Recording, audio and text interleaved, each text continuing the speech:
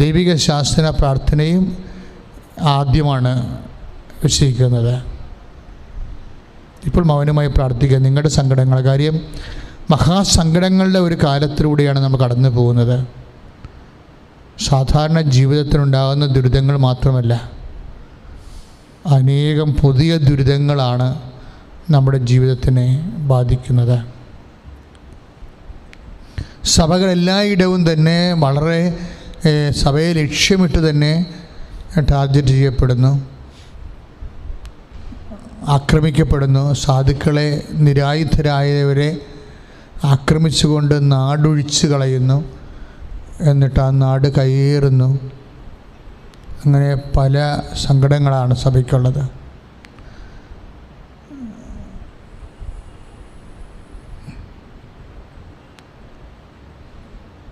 സഭയുടെ എണ്ണം കുറക്കുക എന്നുള്ള ഉദ്ദേശത്തോടു കൂടി വിശ്വാസികളുടെ വംശത്തിന്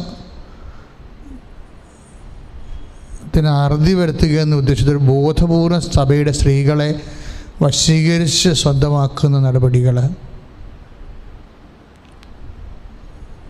സഭയുടെ ഉള്ളിൽ തന്നെ വിശ്വാസ ശൈത്യം അനുഭവിക്കുന്നവർ, വിശ്വാസ ജീവിതം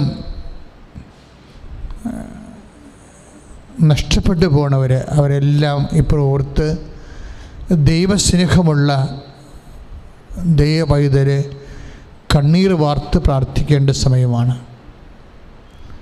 നമുക്കൊന്നും നഷ്ടപ്പെടുത്തില്ല. ദൈവത്തെ നഷ്ടപ്പെടാത്ത സഭയ്ക്ക്, കുടുംബത്തിനും, വ്യക്തികൾക്കും പിന്നെ ഒന്നും നഷ്ടപ്പെടത്തില്ല. ആ ഒരു ബോധത്തോടു കൂടിയാണ് പ്രാർത്ഥിക്കേണ്ടത്.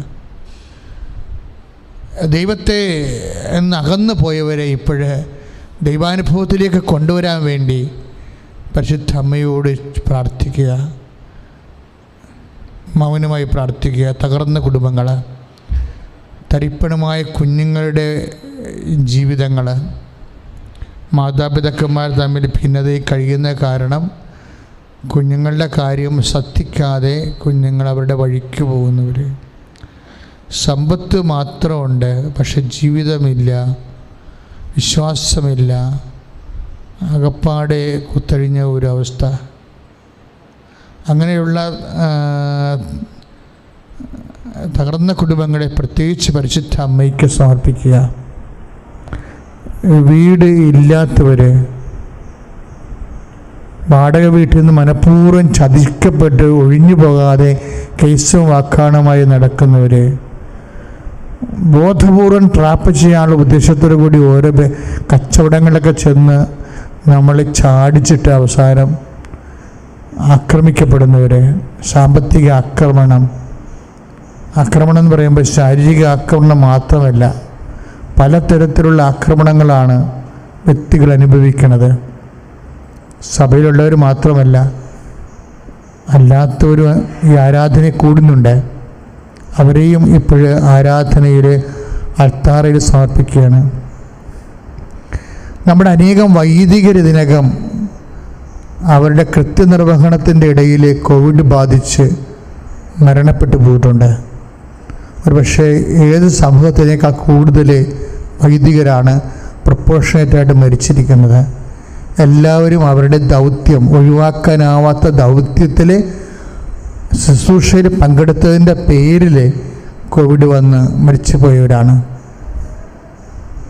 കൂടുതൽ ദൈവവിളി ഉണ്ടാകാനും കൂടുതൽ കുഞ്ഞുങ്ങളെ സഭയ്ക്ക് ജനിക്കാനും ഇതൊക്കെ വളരെ ഗുരുതരമായ പ്രശ്നങ്ങളാണ്, നിസ്സാര പ്രശ്നമല്ല. മാതാപിതാക്കന്മാർ വർഷങ്ങളായിട്ട് പലയിടങ്ങളിൽ അവിടെ ജോലിയും വേലയും ഗവൺമെൻറ് സർട്ടിഫിക്കറ്റുകളും എല്ലാം സംഘടിപ്പിച്ച് ആക്കാനുള്ള വ്യഗ്രതയിൽ കുഞ്ഞുങ്ങളെ ഉൽപ്പാദിപ്പിക്കാൻ സൗകര്യം കിട്ടാത്തവരെ ഈ കാലങ്ങളിൽ ഏറ്റവും വലിയ സങ്കടകരമായ ഒരു കുടുംബജീവിതത്തിൻ്റെ അവസ്ഥയാണ്. പണ്ട് 5 കുഞ്ഞുങ്ങൾ ജനിക്കുന്ന ഒരു സമയത്ത് ഒരു കുഞ്ഞു പോലും ജനിക്കാത്ത അവസ്ഥ വരുന്നുണ്ട്.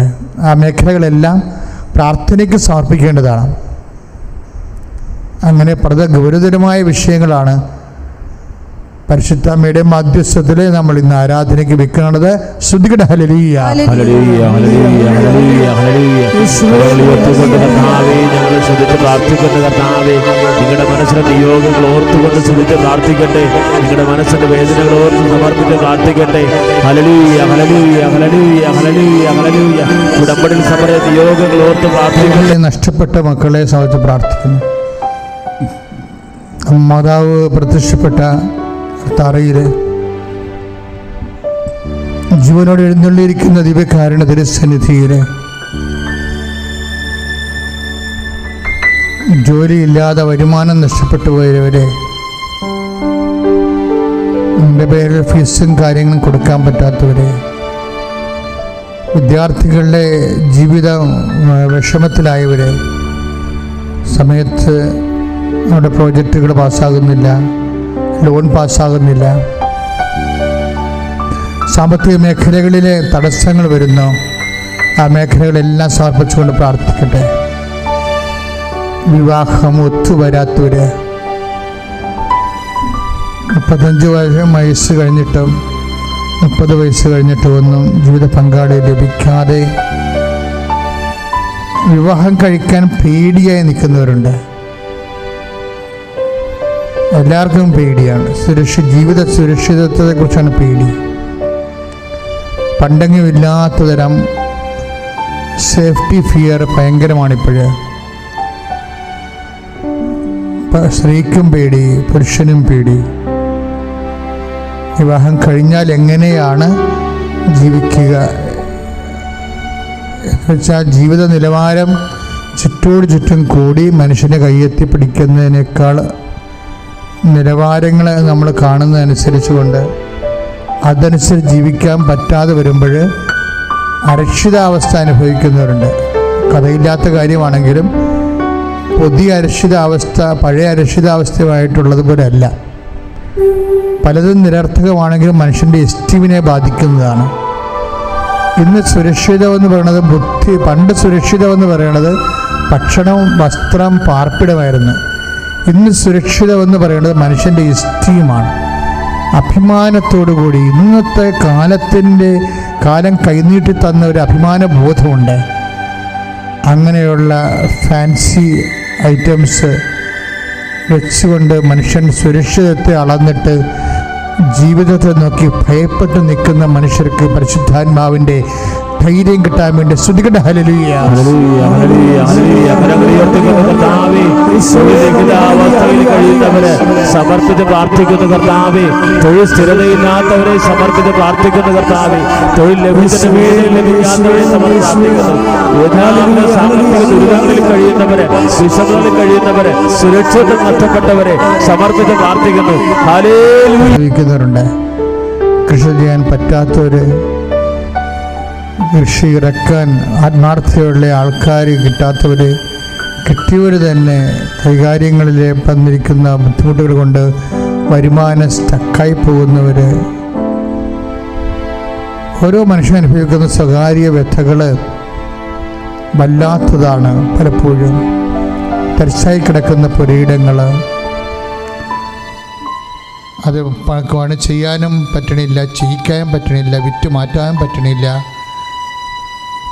ഇത് ചുവന്നുകൊണ്ട് നടക്കേണ്ട ഒരു അവസ്ഥ വരുന്നത്, എന്ത് ചെയ്യണമെന്നറിയാൻ പാതെ വിഷമിക്കുന്നവർ, അവരെല്ലാം സമർപ്പിച്ച് പ്രാർത്ഥിക്കുന്നു. കാലവർഷവും അതിൻ്റെ കെടുതികളും അത് കൂടാതെയുള്ള കുറേ രോഗങ്ങളും. ഒരു വീട്ടിൽ 5 പേർക്കും 6 പേർക്കുമൊക്കെ കോവിഡുണ്ട്. ഇന്ന് കൊച്ചിയിൽ നിന്നൊരു സഹോദരൻ വിളിച്ചു, ICUയിലാണ്, ഹൃദയത്തിൻ്റെ അസുഖമാണെന്ന് പറഞ്ഞു. അപ്പം തന്നെ പ്രാർത്ഥിച്ചെങ്കിലും ഇപ്പം വീണ്ടും ആരാധനയ്ക്ക് വെക്കുകയാണ്. ഹൃദയരോഗമുള്ളവരെല്ലാവരെയും സമർപ്പിച്ച് പ്രാർത്ഥിക്കും.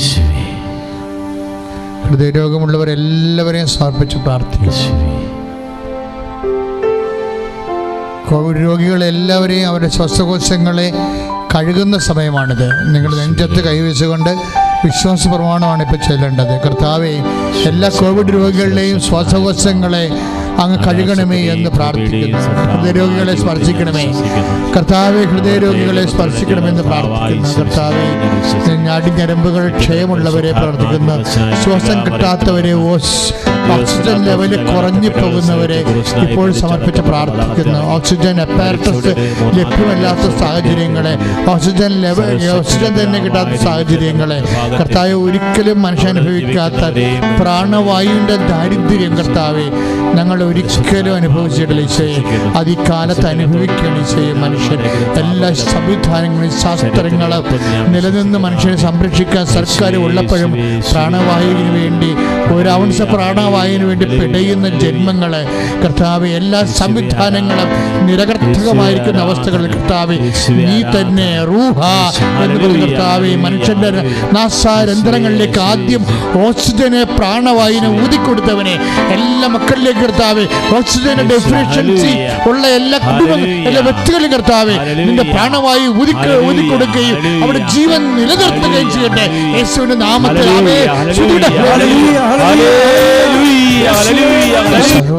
അതിൻ്റെ സൗഷ്ഠവം നഷ്ടപ്പെട്ടിട്ട് കഠിനമായി ഹാർഡായി പോയ തൊലികളെ, അതിൻ്റെ പേശികളെ നമ്മൾ ശരീരത്തിൽ കുത്തുമ്പോൾ അത് നെങ്ങാതെ ബലമായിട്ട് ഇരിക്കുന്ന ശരീരത്തെ കർത്താവ് സ്പർശിക്കുന്ന സമയമാണ്. കർത്താവിൻ്റെ നാമത്തിൽ വിശുദ്ധമായ രക്തം അങ്ങനെയുള്ള ശരീരത്തിലുള്ള ശാരീരിക രോഗങ്ങൾ, ത്വക്ക് രോഗങ്ങൾ, ചിരങ്ങ് രോഗങ്ങൾ, ചൊറി രോഗങ്ങൾ, അതുപോലെയുള്ള ത്വക്ക് രോഗങ്ങളുള്ളവരെ കർത്താവിൻ്റെ വിശുദ്ധമായ രക്തത്താൽ കഴുകപ്പെടട്ടെ.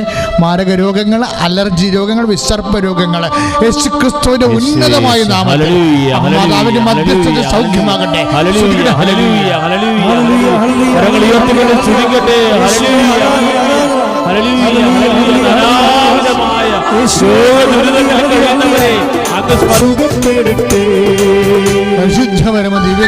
കാരുണ്യമേ ഇപ്പോൾ തൊണ്ടവേദനയുള്ളവരെ സ്പർശിക്കണമെന്ന് പ്രാർത്ഥിക്കുന്നു. എൻ്റെ കർത്താവിൻ്റെ ഉന്നതമായ നാമത്തിൽ സഭയുടെ അധികാരത്തിൽ കുരിശിൻ്റെ അടയാളത്തിൽ കരൾ രോഗികളെ, കിഡ്നി രോഗികളെ കർത്താവ്, ആന്തരിക അവയവങ്ങൾക്ക് കർത്താവ് കേടുപാടുള്ളവരെ, ക്യാൻസർ രോഗികളെ, യേശുക്ക് ക്യാൻസർ രോഗം പിടിച്ച അവയവങ്ങൾ, ക്യാൻസർ രോഗം പിടിച്ച രക്തങ്ങളെ യേശുക്രിസ്തുവിന്റെ പരിശുദ്ധമായ രക്തത്താൽ ആന്തരികമായ ഉള്ളംകാലം ഉച്ചവരെ യേശുവിന്റെ നാമത്തിൽ കർത്താവെ കഴുകപ്പെടട്ടെ.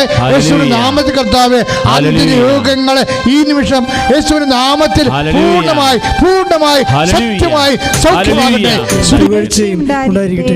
സ്വഭാവദൂഷ്യമുള്ള മക്കള്, പറഞ്ഞാൽ അനുസരിക്കാത്ത മക്കൾ, കുടുംബത്തിലെ ഭക്ഷണം കഴിക്കാൻ വേണ്ടി മാത്രം കയറി വരുന്നവർ, ഏതെങ്കിലും വിഷയങ്ങളിൽ അകപ്പെട്ടു പോയവർ, ചില വ്യക്തികളോടുള്ള അറ്റാച്ച്മെൻ്റ് ആകാം, ചിലപ്പോൾ വിഷയങ്ങളോടുള്ള അറ്റാച്ച്മെൻ്റ് ആകാം, ചിലപ്പോൾ വീഡിയോ ഗെയിം പോലുള്ള ഗെയിമാകാം. ഇങ്ങനെ മനസ്സ് വെറുതെ ഭ്രാന്തമായ രീതിയിൽ പെട്ടുപോയവർ, അതിൻ്റെ പേരിൽ വീട്ടുകാരോടും ദൈവത്തോടുമുള്ള സ്നേഹം തണുത്തു പോയവരെ കർത്താവേ, ഞങ്ങൾ അങ്ങനെയുള്ള എല്ലാ മക്കളെയും സംബന്ധിച്ച് പ്രാർത്ഥിക്കണം ഈശോയെ. കർത്താവേ, മനുഷ്യൻ്റെ വിസ്മയം കാരണം, ഭ്രമം കാരണം വ്യത്യസ്തമായ പാപങ്ങളിലും കർത്താവേ, അതുപോലെ മനസ്സിൻ്റെ ആധ്യാത്മിക ഗുണങ്ങളെ നിർവീര്യമാക്കുന്ന അവസ്ഥകളിൽ കർത്താവേ പെട്ടുപോയ മക്കളെ അങ്ങ് വിശുദ്ധമായ രക്തത്താൽ ഇപ്പം കഴുകണമേ. കർത്താവിൻ്റെ വലിയ ശക്തി ഒരുക്കണമേ.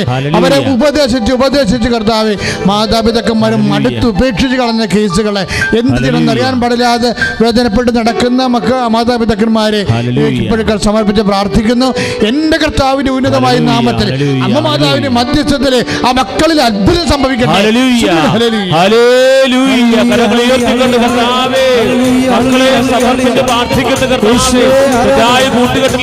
വസ്തുക്കൾ വിൽക്കാനും വാങ്ങിക്കാനും ഉള്ളവര്, അതിൻ്റെ പേര് നഷ്ടം വന്നവർ, അതിൻ്റെ പേര് പണം സമയത്ത് കിട്ടാതിരിക്കുന്നവർ, ഇങ്ങനെയൊക്കെ എല്ലാം കൈവിട്ടു പോയ പോലെ തോന്നണവർ, കടകളും വരുമാന മാർഗങ്ങളും മാസങ്ങളായി പൊട്ടിക്കിടക്കുന്ന കാരണം അവരുടെ സാധനം നശിക്കുന്നു. അതുപോലെ തന്നെ കൊടുത്തു വിട്ടാൻ പറ്റണില്ല, എടുത്തു വെക്കാൻ പറ്റണില്ല. ഇങ്ങനെ കുറേ പ്രശ്നങ്ങളിൽ പ്രാർത്ഥിച്ചുകൊണ്ടിരിക്കുന്ന മക്കളെ അവരുടെ മേലെല്ലാം കർത്താവിൻ്റെ പ്രത്യേകമായ കരുണയും കൃപയും ഈ നിമിഷം ചൊരിയട്ടെ എന്ന് പ്രാർത്ഥിക്കുന്നു.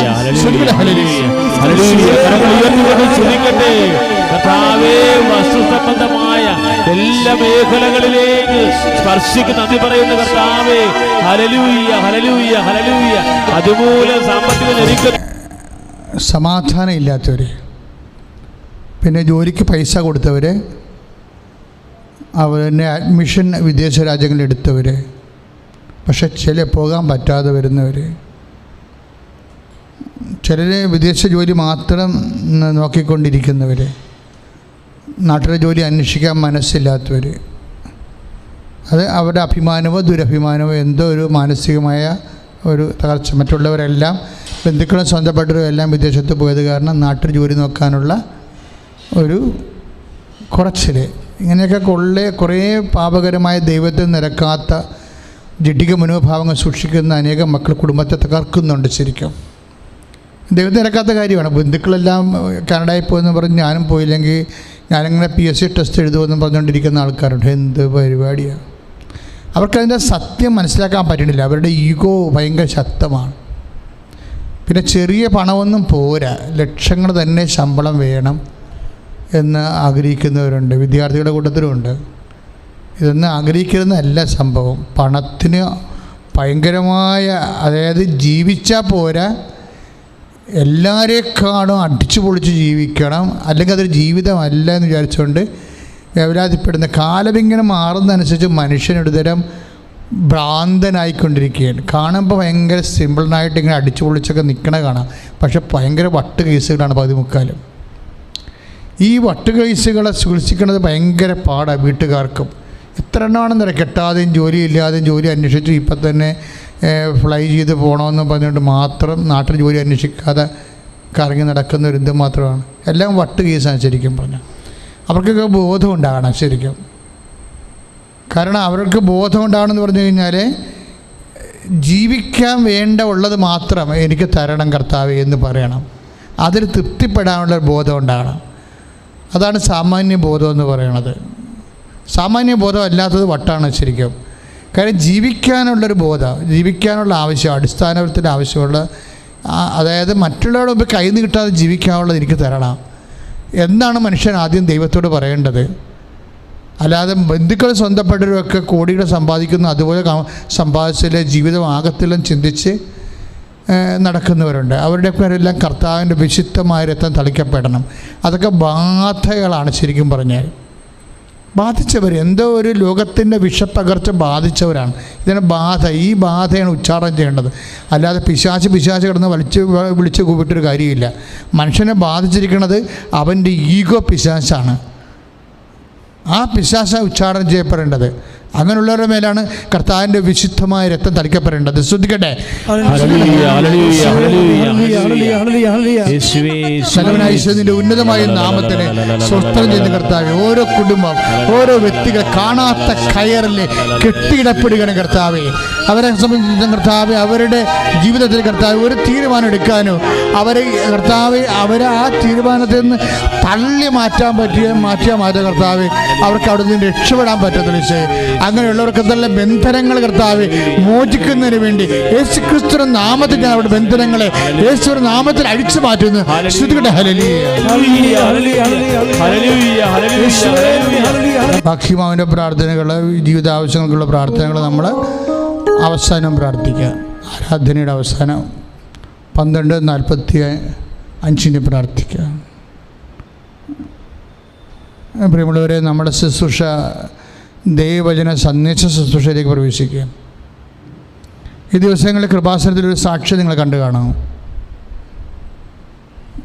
ആ സാക്ഷ്യം ഇതാണ്. പള്ളിപ്പുറത്തെ ഒരു ചേച്ചിയുടെ സാക്ഷ്യമാണ്.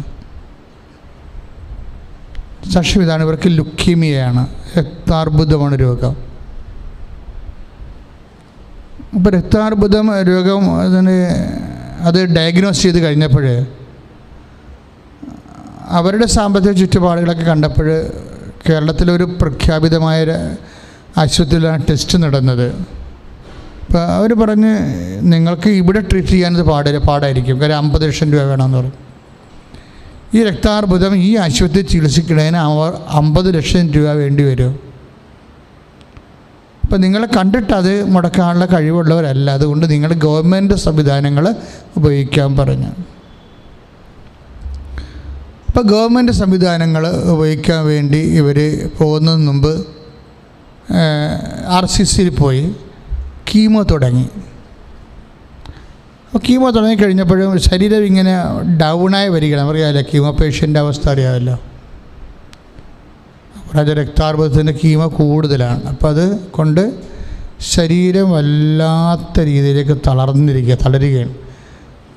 അപ്പോൾ ഇവർ ഉടമ്പടി ചെയ്തതിന് ശേഷം ഈ ഉടമ്പടി നേർച്ച വസ്തുക്കൾ ഉപയോഗിക്കുന്നതിന് മുമ്പ് ഇവരുടെ മനസ്സിലെ കർത്താവ് ഒരു വചനം കൊടുത്ത്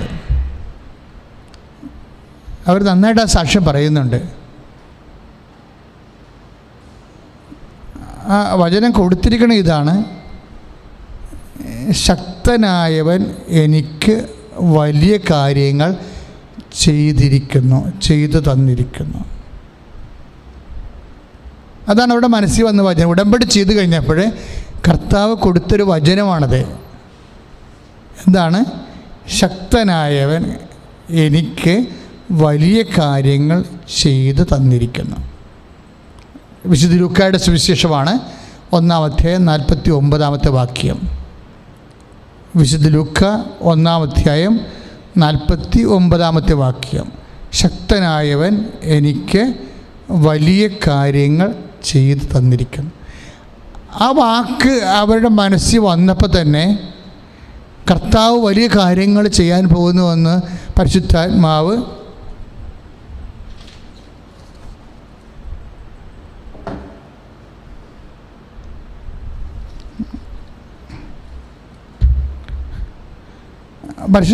അവർക്ക് ബോധ്യപ്പെടുത്തി കൊടുത്ത്. അപ്പോൾ ചേച്ചിയുടെ ഭർത്താവിന് ആണ് ലുക്കീമിയ. അപ്പോൾ ചേച്ചിയുടെ ഭർത്താവിന് കീമോ കഴിയുമ്പോൾ വളരെ ഡൗൺ ആയിപ്പോയി ആൾ. അപ്പോൾ ചേച്ചി വന്ന് ഉടമ്പടി എടുത്തപ്പോൾ ചേച്ചി കിട്ടിയ വചനം ഇതാണ്: ശക്തനായവൻ എനിക്ക് വലിയ കാര്യങ്ങൾ ചെയ്തു തന്നിരിക്കുന്നു. അപ്പോൾ ഉടനെ അവരെന്നാ ചെയ്യുക, ഭർത്താവിന് നേർച്ച വസ്തുക്കൾ കൊടുക്കുന്നതിന് മുമ്പ്, ഉടമ്പടി തൈലം ഒക്കെ കൊടുക്കുന്നതിന് മുമ്പ് അവർ ഈ വചനം ഒരു പേപ്പറിൽ എഴുതി അവിടെ വെച്ച്, ആ പേപ്പറിലാണ്, ആ വചനം എഴുതിയ പേപ്പറിലാണ് നേർച്ച വസ്തു വെച്ചിരിക്കുന്നത്. അതെന്താ കാര്യം? കർത്താവിൻ്റെ വലിയ കാര്യങ്ങൾ ചെയ്യാൻ പോകുന്ന കാര്യങ്ങൾ ഈ നേർച്ച വസ്തുക്കളിലൂടെ കർത്താവ് അവർക്ക് ചെയ്യും എന്നാണ് അവിടെ വിശ്വാസം പ്രഖ്യാപിക്കുന്നത്. അത് പ്രഖ്യാപിച്ച് കഴിഞ്ഞപ്പോൾ ഇവരൊരു സ്വരം കേൾക്കും. എന്താണ്? ഞാൻ നിന്നെ സുഖപ്പെടുത്തുമെന്ന്. അതൊരു സ്വരമാണ്. ഇതൊക്കെ കേൾക്കുമ്പോൾ ഒരു പക്ഷേ എല്ലാവർക്കും തോന്നി പിന്നെ കർത്താവ് സ്വരത്തിൽ സംസാരിക്കാൻ പോകണം. അതായത് ഈ മേഖലയുള്ളവർക്ക് അത് പെട്ടെന്ന് മനസ്സിലാകും. ബുദ്ധിയുടെ മേഖലയെ വർക്ക് ചെയ്യുന്നവർക്ക് ഒരു 10 ജന്മം അവർ ഈ ഭൂമി ജീവിച്ചിട്ട് ഒരു കഥയുമില്ല, അത് മനസ്സിലാവത്തില്ല. കാര്യം ഇത് ഹൃദയത്തിൻ്റെ ഒരു മേഖലയാണ്. ഈ ശക്തനായവൻ എനിക്ക് വലിയ കാര്യങ്ങൾ ചെയ്തിരിക്കുന്നുവെന്ന് പരിശുദ്ധാത്മാവ് കൊടുത്ത വചനമാണ്. ഈ വചനത്തിൽ അവർ വിശ്വസിക്കുന്നു. ഈ വചനത്തിൽ അവർ വിശ്വസിക്കുന്നു എന്ന് കർത്താവിനെ അറിയിക്കാൻ വേണ്ടിയാണ് ആ വചനം എഴുതിയിട്ട് അതിൻ്റെ പുറത്ത് ഈ രോഗി ഉപയോഗിക്കാനുള്ള നേർച്ച വസ്തുക്കൾ എടുത്ത് വെക്കുന്നത്. അത് വെച്ച് കഴിഞ്ഞ് അവർ സ്വരം കേൾക്കും, ഞാൻ നിന്നെ സുഖപ്പെടുത്തുന്ന കർത്താവാണെന്ന്. അതിനുശേഷം ഈ രോഗം പൂർണ്ണമായി അങ്ങ് സുഖപ്പെടും. കീമോ ഉപയോഗിക്കുന്നുണ്ടെങ്കിലും കീമോയുടെ ആ ആവിയും പുകയും അതിൻ്റെ തളർച്ചയും തകർച്ചയും ഒന്നും അനുഭവിക്കാതെ തന്നെ ഈ വ്യക്തി ജോലി ചെയ്യാൻ പറ്റുന്ന രീതിയിലേക്ക് കർത്താവ് ഇവനെ ഉയർത്തിക്കൊണ്ടുവരും. ഈ സാക്ഷ്യം എൻ്റെ മനസ്സിൽ വന്നപ്പോഴേ എൻ്റെ മനസ്സിൽ ഉടനെ വന്ന വചനം, ഈ പുരോഹിതന്മാർ പോലും ഇങ്ങനെ പ്രാർത്ഥനയിൽ വിശ്വസിക്കാത്തവരുണ്ട്. പുതിയ പുരോഹിതന്മാരല്ല, പണ്ടത്തെ പുരോഹിതന്മാരുടെയും ചില പുരോഹിതന്മാരുടെയും അവസ്ഥ അതാണ്. അവരിത് ഈ സാമാന്യ ജനത്തിൻ്റെ അനുഭവങ്ങളിൽ വിശ്വസിക്കത്തില്ല. അവരതിൻ്റെ റീസൺ അന്വേഷിക്കും ഉടനെ ബുദ്ധിപരമായിട്ട്. ഇപ്പം ഞാനെന്തെങ്കിലും പറഞ്ഞാൽ സക്കറിയ പുരോഹിതനല്ലേ, സക്കറിയ പുരോഹിതൻ ഒരിക്കലും അൾത്താറയിൽ ഇങ്ങനെ ധൂപിച്ചുകൊണ്ട് നിൽക്കുകയാണ്. അപ്പോഴേ ഗബ്രിയേൽ മാലാഖ നേരിട്ട് വന്ന് ഒരു കാര്യമാണ് പോക്കേ. ഞാനാണെങ്കിൽ സക്കറിയാനെ തലക്കെട്ടടിച്ചേന. അതായത് ആൾക്കാരെ ദുപിച്ചുകൊണ്ട് നിൽക്കുകയാണ് ഈ മനുഷ്യൻ. അയാൾ ചെറുപ്പക്കാരനൊന്നുമല്ല, 90 വയസ്സുള്ള മനുഷ്യനാണ്. ഇത്രയും വയസ്സ് കർത്താവിൻ്റെ വേല ചെയ്തയാളാണ്. ഇയാളോട് ഗബ്രിയേൽ ദൂതൻ പറഞ്ഞത് എന്താണെന്ന് അറിയാമോ? സക്കറിയ, നിൻ്റെ പ്രാർത്ഥന ദൈവ സന്നിധി കേൾക്കപ്പെട്ടിരിക്കുന്നു. അതാണ് പറയണത്. നിൻ്റെ പ്രാർത്ഥന ദൈവതിരുസന്, അതായത് ലൂക്ക 1:13 സുന്ദരമായ ഒരു വചനമാണ്. എന്താ പറയണത്? വിശുദ്ധ ലൂക്കാ സുവിശേഷം 1:13, സക്കറിയ, നിൻ്റെ പ്രാർത്ഥന ദൈവതിരുസന്നിധിയിൽ കേൾക്കപ്പെട്ടിരിക്കുന്നു. അപ്പോഴെന്താണ് പറയണത്? ദൈവമേ, അപ്പം കരഞ്ഞുകൊണ്ട് നന്ദി പറയേണ്ടതാണ് ഈ പുരോഹിതൻ, അല്ലേ? അപ്പം സക്കറിയ ചോദിക്കേണ്ടത്, ഞാൻ എപ്പോൾ പ്രാർത്ഥിച്ചെന്നാണ് ചോദിക്കണത്. ഞാൻ എപ്പോൾ പ്രാർത്ഥിച്ചത്? അതായത് ഈ മനുഷ്യൻ 45 വയസ്സിലാ മറ്റേ പ്രാർത്ഥിച്ചതാ. അതാണ് സക്കറിയക്ക് അങ്ങനെ സംശയം വരാൻ കാര്യം. 45 വയസ്സിൽ അയാളുടെ ഭാര്യയ്ക്കൊക്കെ ഒരുവിധം പിള്ളേർ ജനിക്കേണ്ട ഒരു കാലം ഉണ്ടായിരുന്നു. അന്നെങ്ങാണ്ട് പ്രാർത്ഥിച്ച കാര്യമാണ് ഇപ്പോഴും മാലാഖ പറഞ്ഞത്. സക്കറിയക്ക് ഇപ്പോൾ 90 വയസ്സായി. പുള്ളിയുടെ പ്രാർത്ഥനയിൽ ഇങ്ങനെ, ഈ പ്രാർത്ഥനയുടെ ഒരു രീതി അതാണ്. പ്രാർത്ഥനയ്ക്ക് എപ്പോൾ വേണമെങ്കിലും ഉത്തരം തരാം, ഏത് ഡിപ്പാർട്ട്മെൻറ്റിൽ വേണമെങ്കിലും ഉത്തരം തരാം. ഇപ്പോൾ നിൻ്റെ ജീവിതത്തിൽ ഒരു വിഷയത്തിന് വേണ്ടി പ്രാർത്ഥിച്ച്, നീ ഇളയ മകന് വേണ്ടി പ്രാർത്ഥിച്ചു, അല്ലെങ്കിൽ മൂത്ത മകന് വേണ്ടി പ്രാർത്ഥിച്ചു എന്ന് വിചാരിച്ചോ. മൂത്ത മകന് വേണ്ടി എന്താ പ്രാർത്ഥിച്ചത്? കുറേ നാൾ മക്കളില്ലാതിരുന്നപ്പം പറഞ്ഞ കർത്താവേ, എനിക്കൊരു മകൻ ജനിക്കുകയാണെങ്കിൽ അവനെ ഞാൻ പട്ടത്തിന് വിട്ടേക്കാമെന്ന് പറയും. അങ്ങനെ പ്രാർത്ഥിക്കുമല്ലേ മനുഷ്യർ? മൂത്ത മകൻ പട്ടത്തിന് വിടാൻ വേണ്ടി പ്രാർത്ഥിക്കും അവനെ. പക്ഷേ മൂത്ത മകൻ ജനിച്ചു കഴിഞ്ഞതിന് ശേഷം അവൻ പട്ടാളത്തിൽ പോയി. എങ്ങനെയുണ്ട്? പട്ടാളത്തുകാരന് വേണ്ടി പ്രാർത്ഥിച്ച് അവൻ പോയത് എവിടെയാണ്? പട്ടാളത്തിൽ. അപ്പോൾ ഇളയ മകൻ ജനിച്ചപ്പോൾ ഇളയ മകൻ വളർന്നപ്പോൾ പറഞ്ഞു, അപ്പാ എനിക്ക് പട്ടത്തിന് പോകണമെന്ന് പറഞ്ഞു. അപ്പോൾ എന്താ എൻ്റെ അർത്ഥം? എന്താ? മൂത്ത മകന് വേണ്ടി പ്രാർത്ഥിച്ചത് ദൈവം ഇളയ മകന് കൊടുത്തു. അതായത് പ്രാർത്ഥന ഒരിക്കലും നശിക്കണില്ല. നിൻ്റെ പ്രാർത്ഥന ദൈവം കേട്ടു, പക്ഷേ സമയം നിശ്ചയിക്കാൻ നിനക്കോ എനിക്കോ അധികാരമില്ല. അത് ഏത് വകുപ്പിലാണ് വേണ്ടതെന്ന് നിശ്ചയിക്കേണ്ടതും ദൈവത്തിൻ്റെതാണ്. ദൈവവേദലേ, നീ പ്രാർത്ഥിക്കുമ്പോൾ ഓർക്കണം, നീ പ്രാർത്ഥിക്കുന്ന വ്യക്തിക്ക് പ്രാർത്ഥിക്കുന്ന സമയത്ത് തന്നെ ദൈവം അനുഗ്രഹിക്കണമെന്ന് മത്സരം പിടിക്കരുത്. അങ്ങനെയുള്ള പ്രാർത്ഥനയാണ് കേട്ടതെന്ന് പറയരുത്. മറിച്ച് നീ പ്രാർത്ഥിച്ചു, പക്ഷേ നിന്നൊക്കെ പ്രാർത്ഥന കേൾക്കണത് ദൈവത്തിൻ്റെ സമയത്തായിരിക്കും. അങ്ങനെ വിവേചിക്കാനുള്ള പരിശുദ്ധാത്മാവ് ഈ മനുഷ്യന് ഇല്ലാതെ പോയി. പുരോഹിതനാണ്, പക്ഷേ പരിശുദ്ധാത്മാവില്ല. ഇത് ഭയങ്കര ഒരു തകർച്ചയാണ് ശരിക്കും. പുരോഹിതനായിരിക്കാം, പരിശുദ്ധാത്മാവിൻ്റെ പ്രവർത്തനങ്ങൾ സ്ഥായിയായിട്ടുണ്ടാകാതെ വരാം. സക്കറിയ പുരോഹിതനാണ്, പക്ഷേ പരിശുദ്ധാത്മാവിന് വിവേചനം ഉണ്ടല്ലോ, അത് പരിശുദ്ധാത്മാവിൻ്റെ വരവാണ്. അതില്ല. അത് കാരണം ഈ എപ്പ എന്നും പറഞ്ഞ് പൊട്ടം കളിച്ച ഇയാൾ പൊട്ടം കളിച്ച് എപ്പ പ്രാർത്ഥിച്ചു എന്നിട്ട് പറയണേ, പണ്ട്, അയ്യോ അതിപ്പോൾ എനിക്ക് 90 വയസ്സായില്ലേ, അതിപ്പോൾ എനിക്ക് അപ്പോൾ ദൈവത്തിനൊരു തരം ആക്ഷേപിക്കുന്ന രീതിയിലാണ് ഈ പൊട്ടൻ അവിടെ കിടന്നുകൊണ്ട് പെരണ്ട് കളിക്കണത്. പിന്നെ എൻ്റെ ഭാര്യയുടെ പതിവൊക്കെ തെറ്റി അവൾക്ക് 70 വയസ്സായി. ഇപ്പം എന്ത് പ്രാർത്ഥന? ഞങ്ങളതൊക്കെ സ്റ്റോപ്പ് ചെയ്തിരിക്കുകയാണ്. അങ്ങനെയുള്ള അതിനുവേണ്ടിയുള്ള പ്രാർത്ഥനകളൊക്കെ അവസാനിപ്പിച്ചിരിക്കും. ഇങ്ങനെ ഒരുതരം കുഴഞ്ഞ് മറിഞ്ഞ് കളിക്കണം. ഇതിൻ്റെ പ്രശ്നം എന്താ വെച്ച് കഴിഞ്ഞാൽ, ദൈവത്തെ അറിയാൻ പാടില്ല. സക്കറിയ പുരോഹിതനാണ്, 90 വയസ്സുണ്ട്, പക്ഷേ ദൈവത്തെ അറിയാൻ പാടില്ല. ഇത് വലിയൊരു ദുരന്തമാണ്. നമുക്ക് പ്രായമാകാം, പക്ഷേ വിവേചന പരിശുദ്ധാത്മാവ് പ്രവർത്തിക്കും. നമ്മൾ പുരോഹിതനാകാം, അല്ലെങ്കിൽ ദൈവശുശ്രൂഷകരാകാം, പക്ഷെ പരിശുദ്ധാത്മാവ് പ്രവർത്തിക്കണമെന്ന് നിർബന്ധം, വിവേചനം കിട്ടത്തില്ല. അപ്പം നമുക്ക് പ്രായമാകാം, പക്ഷെ ദൈവത്തിനെ അറിയണമെന്ന് നിർബന്ധമില്ല. അത് നിസ്സാര കാര്യമല്ല. ദൈവത്തെ അറിയാത്തവർക്ക് പ്രാർത്ഥിക്കാൻ വലിയ പാടാണ് ശരിക്കും. ദൈവത്തെ അറിയാത്തവർക്ക് എന്തെങ്കിലും പറയാൻ കാരണം വെച്ച് കഴിഞ്ഞാൽ, സക്കറിയ ഇങ്ങനെ ഒരു തൻ്റെ ആധ്യാത്മിക ദാരിദ്ര്യം ദൈവതിരുസന്നിധിയിൽ സമർപ്പിച്ചു കഴിഞ്ഞപ്പോഴേ എന്താ ചെയ്തിരിക്കണം? സക്കറിയായോട് നീ ഊമനായി തീരുമെന്ന് പറഞ്ഞ്. അതായത് എന്താണ്? നീ പുരോഹിതനാണ്, പക്ഷെ പുരോഹിതനടുത്ത ദൈവത്തിനെക്കുറിച്ചുള്ള അറിവ് നിനക്കില്ല. പുരോഹിതനടുത്ത പരിശുദ്ധാത്മാവിൻ്റെ പ്രവർത്തനമില്ല, വിവേചന വരമില്ല. അതുകൊണ്ട് നീ പുരോഹിതനായിരിക്കാൻ ഇനി ദൈവത്തിന് താല്പര്യമില്ല എന്ന് പറഞ്ഞുകൊണ്ട് അവൻ്റെ പ്രാർത്ഥനാ ജീവിതം കട്ട് ചെയ്ത് കളഞ്ഞു. ഊമനായി തീരുമെന്ന് പറഞ്ഞതിൻ്റെ അർത്ഥം എന്താണ്? വാ തുറന്ന് പ്രാർത്ഥിക്കാൻ പറ്റുകയെന്നതിൻ്റെ അർത്ഥം. വാ തുറന്ന് പ്രാർത്ഥിക്കാൻ പോലും പറ്റത്തില്ല. എന്താ കാര്യം?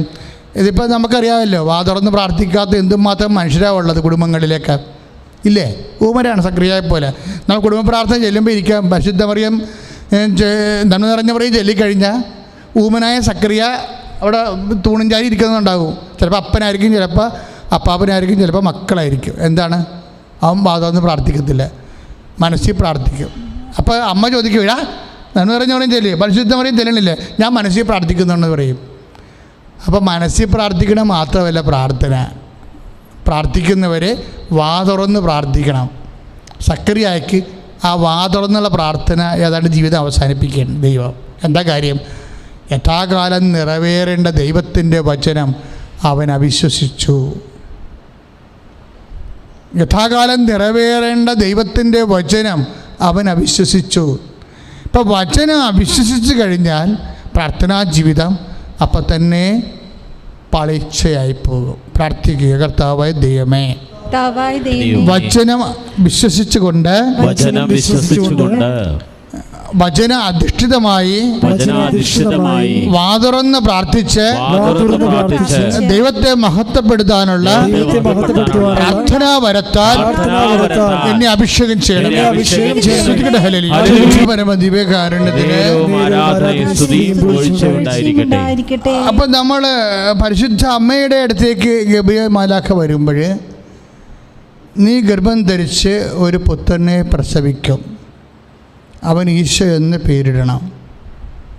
പിതാവായ ദാവീദിൻ്റെ സിംഹാസനം അവന് നൽകപ്പെടും. യാക്കോബിൻ്റെ ഗോത്രത്തിൽ അവൻ എന്നേക്കും ഭരണം നടത്തും.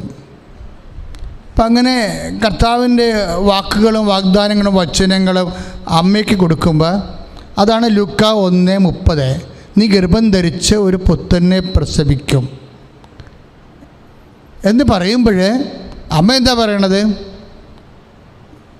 ഇതെങ്ങനെ സംഭവിക്കും, ഞാൻ പുരുഷനെ അറിയുന്നില്ലല്ലോ എന്ന് പറയുമ്പോൾ, അവരുടെ കന്യത്വത്തെക്കുറിച്ച് അവർ സംസാരിക്കുമ്പോൾ, പരിശുദ്ധാത്മാവ് നിൻ്റെ മേൽ വരും, പുരുഷൻ്റെ ഇച്ഛയാലല്ല എന്ന് പറഞ്ഞുകൊണ്ട് ദൈവം അത് ക്രമീകരിക്കും. അത് ക്ലിയറാക്കി കൊടുത്തു കഴിയുമ്പോൾ ഉടനെ അമ്മ പറയും, ഇതാ കർത്താവിൻ്റെ ദാസി എന്ന് പറയും.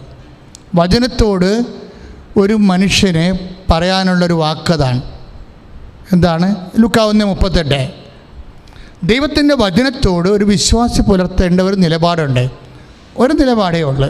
എന്താണത്? ലൂക്കാ 1:38. എന്താണ്? വചനത്തിന്, കർത്താവിൻ്റെ വചനത്തിന് ഇതാ കർത്താവിൻ്റെ ദാസി. അതാണ് സംഭവം, അല്ലെ ദാസൻ. ഇതാണ് ഒരു വചനത്തോട് ഒരു വിശ്വാസം കൈവരിക്കേണ്ട ഒരു നിലപാടെന്ന് പറയണത്. സക്രിയ നിലപാട് കൈവരിച്ചില്ല എന്നുള്ളതാണ് വചനം. അതുകൊണ്ടാണ് അവനോട് പ്രാർത്ഥിക്കേണ്ടതെന്ന് പറഞ്ഞിട്ട് ലൂക്കാ 1:20 പറയണ്ടേ, നീ മൂകനായി തീരും. ലൂക്കാ 1:20, നീ മൂകനായി തീരും. എന്താ കാര്യം? യഥാകാലം നിറവേറേണ്ടതാണ് ദൈവത്തിൻ്റെ വചനം. കാര്യം, കാലം, വചനം നിറവേറേണ്ട കാലം ആരുടേതാണ്? ദൈവത്തിൻ്റെതാണ്. നമുക്ക് കാലം നിശ്ചയിക്കാൻ പറ്റത്തില്ല. സക്രിയ 45-ാമത്തെ വയസ്സ് വരെ പ്രാർത്ഥിച്ചു. പക്ഷെ അവൻ്റെ പ്രാർത്ഥന കേട്ടിരിക്കണ 90-ാമത്തെ വയസ്സിലാണ്. കാലം ആര് നിശ്ചയിച്ചു? ദൈവം നിശ്ചയിച്ചു. അതാണ് പ്രശ്നം.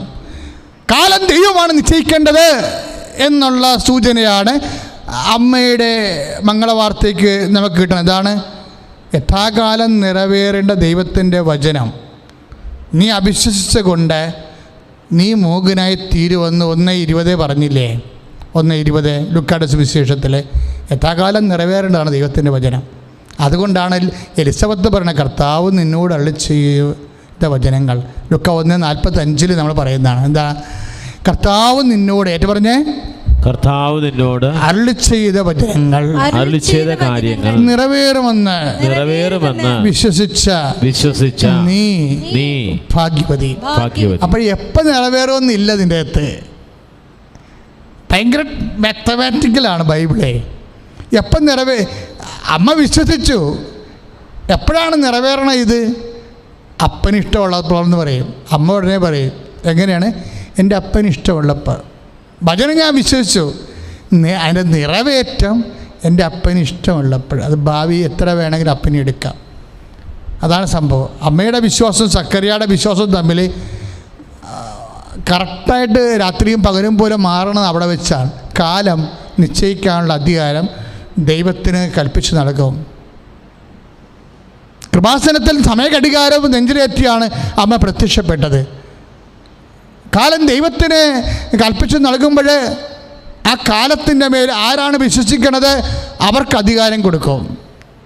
അതുകൊണ്ടാണ് അമ്മ അടുത്ത ആ നിമിഷം തന്നെ അമ്മ കാത്തിരിക്കാതെ അപ്പം തന്നെ പ്രഗ്നൻ്റായി. എന്താ കാര്യം?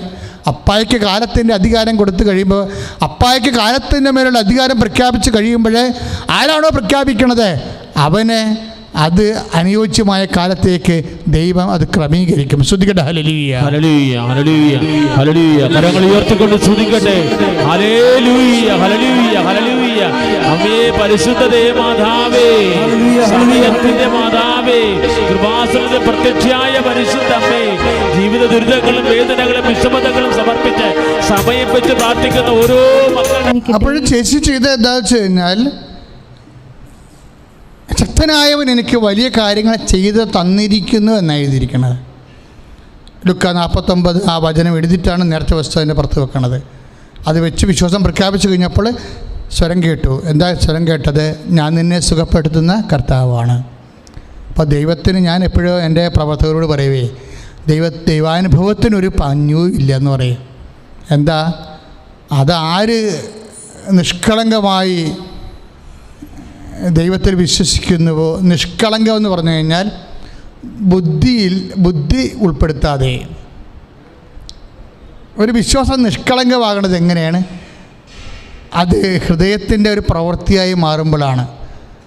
ബുദ്ധിയുടെ പ്രവൃത്തിയായി മാറുമ്പോൾ അതിനകത്ത് കളങ്കം വരും. പല ആൾക്കാർക്കും ബുദ്ധിയിൽ അധിഷ്ഠിതമായിട്ട് ദൈവത്തിനെ സമീപിക്കുമ്പോൾ ഉണ്ടാകുന്നത് കളങ്കവിശ്വാസമാണ്. കളങ്കവിശ്വാസം കൊണ്ട് ദൈവത്തെ അനുഭവിക്കാൻ വലിയ പാടാണ്. ബുദ്ധിപരമായിട്ടൊക്കെ കുറച്ച് ആഹ്ലാദം നമുക്കുണ്ടാകും. അതൊരു നോൺസെൻസ് ഏർപ്പാടാണ്. ബുദ്ധിപരമായിട്ട് ആഹ്ലാദം ഉണ്ടാകാനല്ല, ഈ വൈകാരികമായ ബോധ്യമില്ലേ, ബൗദ്ധിക ബോധ്യത്തിൻ്റെ കൂടെ തന്നെ വൈകാരിക ബോധ്യം ഉണ്ടായാൽ മാത്രമേ വചനം എക്സിക്യൂട്ട് ചെയ്തിട്ട് കർത്താവിനെ അറിയാത്തവരെ അറിയിക്കാനുള്ള മിഷൻ തീഷ്ണത കിട്ടത്തുള്ളൂ. കുറേ മെയിൻ്റനൻസ് നമുക്ക് കിട്ടുമായിരിക്കും. ഉള്ള ഒരു ഇടവേളയൊക്കെ ചേർന്ന് കഴിഞ്ഞാൽ ഉള്ള നിലവാരം നിലനിർത്തിക്കൊണ്ടുപോകാൻ പുരോഹിതന്മാർക്ക് പറ്റണത് അവർ ആ വിശ്വാസം ആ രീതിയിൽ കൈകാര്യം ചെയ്തിട്ടാണ് എല്ലാ കാര്യങ്ങളുടെയും ബുദ്ധി അന്വേഷിക്കും. ഇപ്പം ബൈബിള് ബുദ്ധിപരമായിട്ട് നോക്കുന്നവരില്ലേ, ഞങ്ങളൊക്കെ സെമിനാരി പഠിക്കുമ്പോൾ ഫോം ക്രിറ്റിസിസം എന്ന് പറഞ്ഞ സംഭവം ഉണ്ടായി. അത് ഏത് ഫോമിലാണ് ഫോമിലാണ് എഴുതിയിരിക്കുന്നത് അതനുസരിച്ചാണ് അതിൻ്റെ അർത്ഥം അവർ നമ്മളെ മനസ്സിലാക്കണമെന്ന് പഠിപ്പിച്ചു തരണത്. പിന്നെ ടെക്സ്ച്വൽ ക്രിറ്റിസിസം എന്തായി, ഒരു ടെസ്റ്റ്, അത് ഏത് കാലഘട്ടത്തിലെ ടെസ്റ്റ് ഏത് സാഹിത്യ ശൈലിയിൽ ഉപയോഗിച്ചിരിക്കുന്നു, അതിനാണ് ലിറ്ററൽ ക്രിറ്റിസിസം എന്ന് പറയണത്. അപ്പോൾ വചനം ബൈബിൾ പഠിക്കാൻ വേണ്ടി ഞങ്ങളൊക്കെ പഠിച്ചു വെച്ചിരിക്കുന്നത് ഇതാണ്. ഫോം ക്രിറ്റിസിസം പഠിച്ചിട്ടുണ്ട്, ടെക്സ്ച്വൽ ക്രിറ്റിസിസം പഠിച്ചിട്ടുണ്ട്, ലിറ്ററൽ ക്രിറ്റിസിസം പഠിച്ചിട്ടുണ്ട്. പക്ഷേ വചനം മാത്രം പഠിച്ചില്ല. അത് വലിയ സങ്കടമാണ് ശരിക്കും. ഞാൻ ഓർക്കുകയാണ്, ഈ അമ്മ രക്ഷപ്പെട്ടത്, പരിശുദ്ധ അമ്മ രക്ഷപ്പെട്ടത് ഈ സാധനമൊന്നും പഠിക്കാഞ്ഞിട്ടാണ്. ഈ സാധനം ഒന്നും പഠിക്കാഞ്ഞിട്ടാണ് അമ്മ രക്ഷപ്പെട്ടത്. എന്താ കാര്യം? സക്കറിയ പുരോഹിതൻ രക്ഷപ്പെടാതിരുന്നതും ഈ സാധനമൊക്കെ അവൻ കുറച്ച് പഠിച്ചു വെച്ചിട്ടാണ്. അതാണ് സാധാരണ മനുഷ്യരും അതുപോലെ തന്നെ ഇതെല്ലാം പഠിച്ച ആൾക്കാരും തമ്മിലുള്ള വ്യത്യാസം. സക്കറിയ രക്ഷപ്പെടാതെ അവൻ്റെ പ്രാർത്ഥനാ ജീവിതം വരെ സ്വർഗം പിടിച്ചു വെക്കാൻ കാര്യം എന്താണ്? ഈ സാധനമൊക്കെ അവൻ പഠിച്ചു വെച്ചിട്ടാണ്. നിൻ്റെ പ്രാർത്ഥന കേട്ടിരിക്കണമെന്ന് പറയുമ്പോൾ അവൻ പറയും, ബുദ്ധിപരമായിട്ട് സാധ്യതയില്ലാത്ത കാര്യമാണ്. എൻ്റെ ഭാര്യ പതിവ് തെറ്റിയ ആളാണ്, ഇപ്പോൾ 70 വയസ്സുണ്ട്, അപ്പോൾ എങ്ങനെ കൊച്ചുണ്ടാകണത്? ഞങ്ങൾക്ക് 90 വയസ്സുണ്ട്, പിന്നെ എങ്ങനെയാണ് കൊച്ചുണ്ടാകണത്? അപ്പോൾ എല്ലാം ബുദ്ധിപരമായിട്ട് എടുത്ത കാര്യങ്ങൾ. അപ്പോൾ അതുകൊണ്ട് സ്വാഭാവികമായിട്ട് പ്രാർത്ഥനാ ജീവിതം വരെ ദൈവം കട്ട് ചെയ്ത് കളഞ്ഞു. ഇപ്പോൾ അമ്മയോട് പറയണം, നീ ഗർഭം ധരിച്ച പുത്രനെ പ്രസവിക്കും. അപ്പോൾ ഇതെങ്ങനെ സംഭവിക്കും? ഞാൻ പുരുഷനെ അറിയുന്നില്ലല്ലോ, കന്യാ ജീവിതമാണ് അവർ ആഗ്രഹിച്ചത്. അപ്പോൾ അങ്ങനെയല്ലേ, പരിശുദ്ധാവ് നിൻ്റെ മേൽ വരും. പരിശുദ്ധാത്മാവ് നിൻ്റെ മേൽ വരുമെന്ന് പറഞ്ഞപ്പോൾ അമ്മ പറഞ്ഞ വാക്കെന്താണെന്നറിയാവോ? പരിശുദ്ധാത്മാവ്. ഞാൻ അതിൻ്റെ ഫോം ക്രിറ്റിസിസം ഒന്ന് നോക്കട്ടെ, അതാണ് സംഭവം.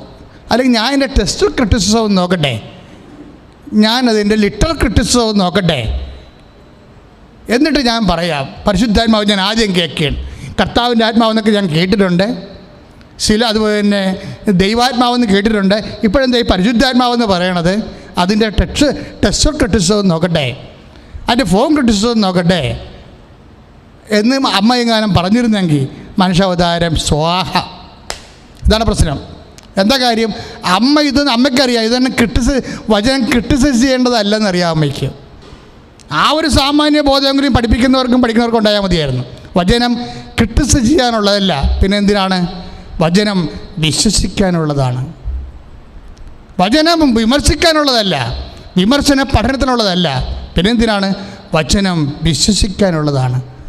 അതുകൊണ്ടാണ് എലിസബത്ത് പറയണത്, അതും പരിശുദ്ധാത്മാവ് നിറഞ്ഞ് പറയും. എന്തെന്ന് പറയും? കർത്താവ് നിന്നോട് അരുളി ചെയ്ത കാര്യങ്ങൾ ഏറ്റുപറഞ്ഞേ, കർത്താവിനോട് അരുളി ചെയ്ത കാര്യങ്ങൾ നിറവേറുമെന്ന് വിശ്വസിച്ച നീ ഭാഗ്യവതി. അതന്നെയല്ലേ ആ ചേച്ചി എഴുതി വെച്ചിരിക്കുന്ന പേപ്പറെ, ശക്തനായവൻ എനിക്ക് വലിയ കാര്യങ്ങൾ ചെയ്തു തന്നിരിക്കുന്നു. അത് എഴുതി വെച്ചിട്ട് അതിൻ്റെ പുറത്ത് നിറച്ച വസ്തു വെച്ച് കഴിയുമ്പോൾ വചനം അവർ വിശ്വസിച്ചു. അപ്പോൾ അവർ സ്വരം കേൾക്കും. എന്താ പറയണത്?